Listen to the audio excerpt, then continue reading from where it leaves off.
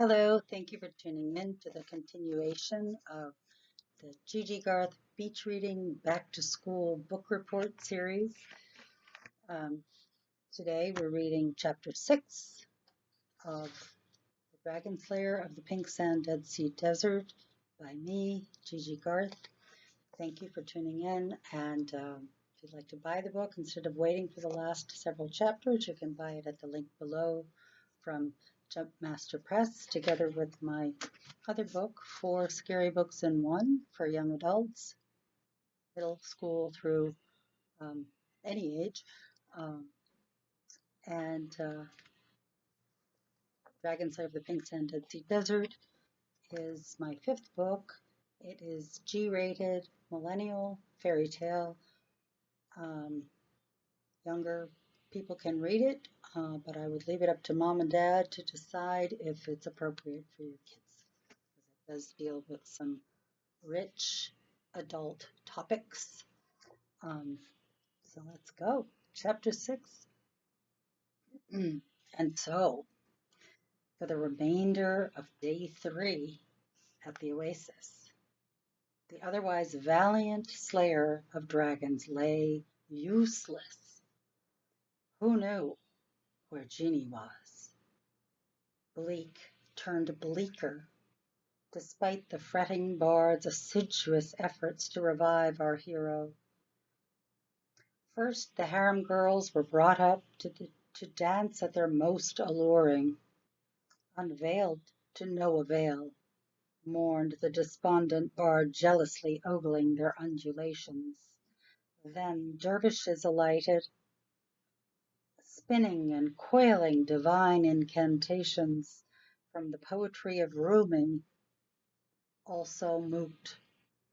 Even the eunuchs gathered round to inspect the slumbering slayer, yet they reached him not a whit with their fragrant tinctures and reflexology. At long last, as a desperate measure, the band of giggling, winged changelings was asked, ever so politely, to make an appearance.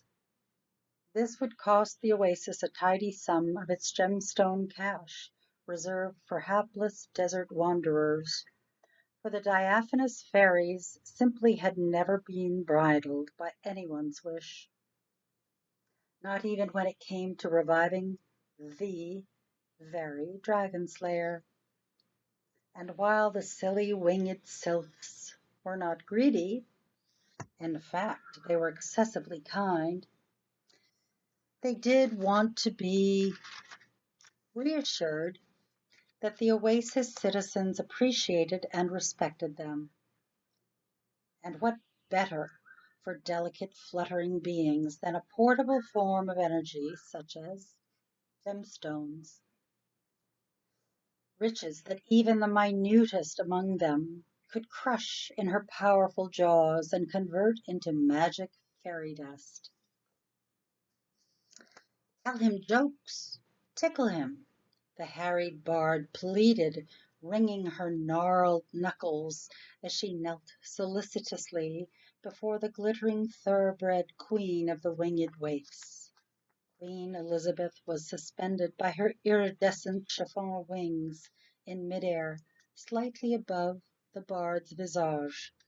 The queen of the fairies regarded the bard with some degree of pity before she spoke, her voice warm like a late summer stream. Bard, this is a naughty Gordian knot that hangs like Damocles' sword. Queen Elizabeth inadvertently mixed her metaphors. Yet there's naught we can do for the dragon slayer Achilles. As the tiny queen humming-birded in midair, sparks of fairy dust fell upon the bard's imploring face, causing her withered skin to rehydrate to a youthful mien. The dragon slayer is unresponsive, even to me. What he needs is... What, Queen Elizabeth? Pray tell. Everyone spoke at once, begging the diminutive noble to tell what could save our hero. Stop interrupting me, and I'll tell you, declared the stately, albeit minuscule, powder keg. We need the genie for this one, for the genie is the guardian of the Slayer's one wish. Genie alone can fix this. The bard sought reassurance. Queen Elizabeth nodded, though herself uncertain. She dispatched a search party enlisting each and every good citizen of the oasis to look high and low, for they did not know yet what Slayer knew, that the genie had been kidnapped by the vilest crimson dragon. And so, in all the oasis, every venue was searched. And mind you, the genie was impossible to overlook. Yet, of course, the genie was nowhere to be found, for at that very moment Genie languished bitterly in the vilest crimson dragon's lair. We are faced with a bit of a Rubik's Cube, I'm afraid, declared the tiny fairy queen as she determined what to do next. There had to be a solution that did not involve libations. But what? She was about to alight with her tribe of willowy winged ones to search for the genie in the opera house and the public library. A last-ditch effort, but before she could crisp up her perky gossamer wings, the stertorous waiter awoke screaming hoarsely.